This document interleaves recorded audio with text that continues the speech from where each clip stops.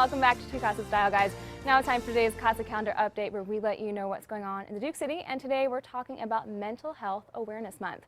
According to the National Alliance on Mental Health Illness, 1 in 5 American adults experience some form of mental illness in any given year. In an effort to create more awareness about mental health, Mayor Barry has proclaimed the month of May as Mental Health Awareness Month in Albuquerque. And joining us now is Doug Chaplin, the Director of Department of Family and Community Services here in Albuquerque. How you doing, Doug? I'm doing great. How are you today? I'm good. All right, so can you just explain to us off the bat, what is mental health?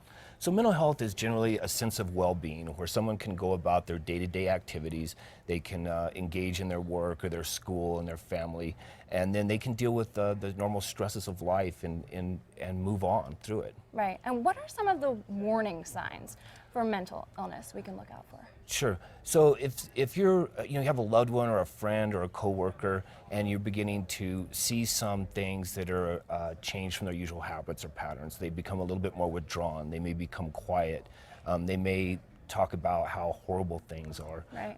It can start in there, or it can even become more extreme. I mean, sometimes you might start seeing extreme changes in behavior of they start engaging in dangerous lifestyles, drinking or hanging out with the wrong people, or they could even have auditory or visual hallucinations that they're talking about. So it's a wide spectrum of symptoms that you can look out for. It's pretty common. 1 in 5 adults experiences some type of mental illness. So what should we do if we see these signs manifest in ourselves or our loved ones? Sure. So it's really important that when we see these things, that we reach out and have a conversation with the individual. We need to feel comfortable in talking to them, listening to what's going on at that particular point in time, making sure that there's not an immediate emergency, like they're not a harm to themselves, not going to hurt themselves or somebody else right then.